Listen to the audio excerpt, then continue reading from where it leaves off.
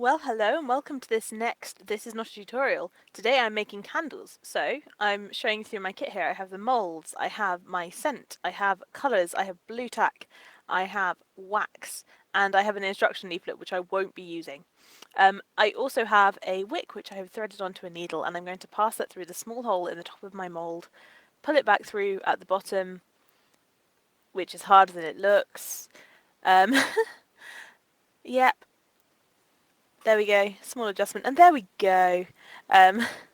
So, you may notice this isn't the candle kit that I introduced you to previously. That is because I haven't made candles for a while, and I thought I'd use stuff I was relatively familiar with before moving on to something new.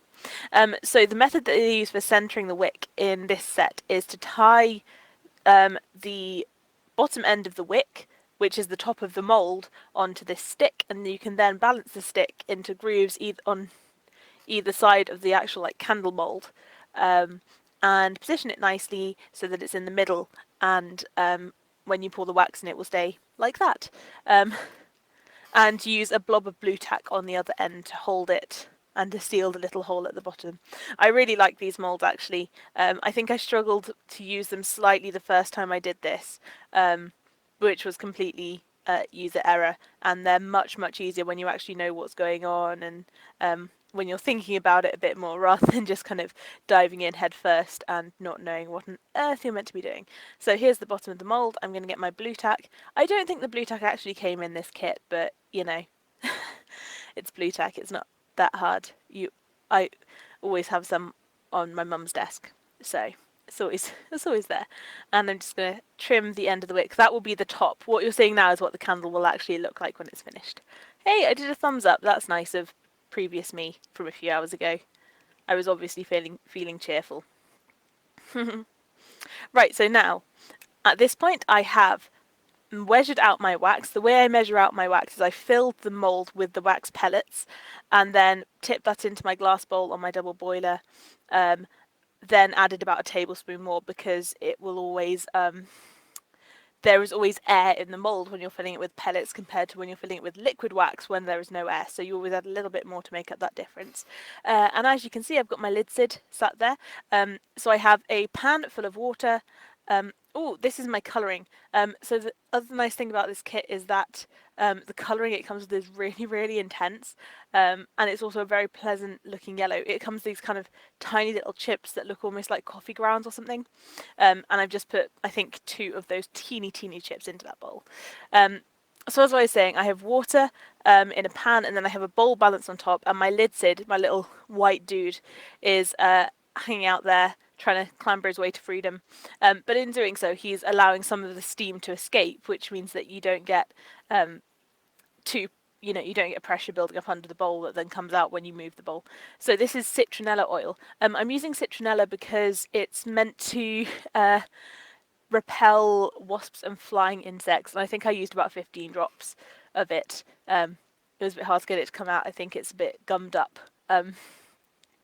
And yeah, so the idea is this candle is something that you could put on your table outside when you're eating outside, and it should drive some insects away. No idea if it actually works or not, but there we go.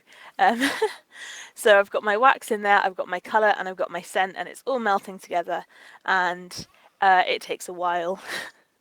Unfortunately, I don't know why it always seems to take longer to melt soya wax for candles than it does to melt beeswax for cosmetics, because fundamentally they're very similar, but clearly the soya wax just takes its time, you know, likes to.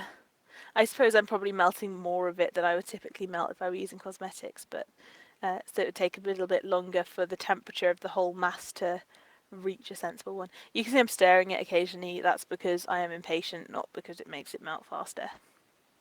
But there you go.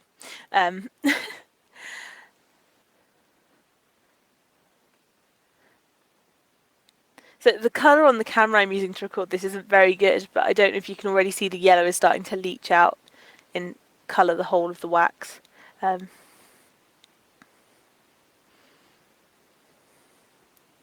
I think I just turned the temperature down a little bit because it was boiling nicely and I didn't want to boil my pan dry. There's no need to if your water is boiling and producing steam, that's what's going to heat your wax. So there's no reason to have it higher than it needs to be once it reaches that point. So we have some wax melting away. We have my lid sid doing its lid sid little thing. Oh, here we go. And we've suddenly cut to a point where the wax is almost completely melted. You don't have to sit through it. I did. Oh, look, there's my little guy. He's trying to escape. You can see there's just one lump of floating wax in there now, really. And everything else is liquid. And I think now, yes, it is completely liquid. So I think I'd already turned it off. And now I'm going to use a tea towel I think I used to carefully pick up the bowl, which is hot, and pour into my mould, trying not to pour onto the stick, but you know, sometimes it happens. And yeah, I think I got the amount just about perfect, and you know, took my bowl away to clean. So much easier just sticking it in a dishwasher, which is normally hot enough to get the wax off, rather than trying to do it yourself, because it's just it's painful. The best way to wash wax off something is with hot water, and obviously if it's hot enough to soften the wax, it's hot enough to burn you, so it's always fun. And I think I'm just scraping up a few teeny drops that were spilt, but besides that, really not very much spilt.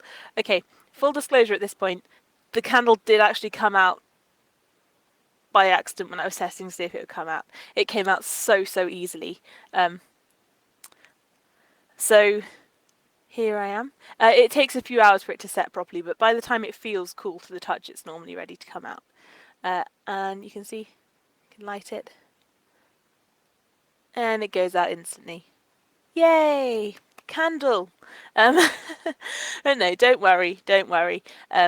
It's always hard to know how long to cut the wick. But there we go. Second time, a bit more of the wax is melted and it's able to sustain itself. And we have a pretty little candle that smells of kind of citronella, lemony scent to hopefully keep the flies and wasps away. There we go. Thank you very much for watching this video. I might be back with another candle making one relatively soon. And I'll see you next time. Bye!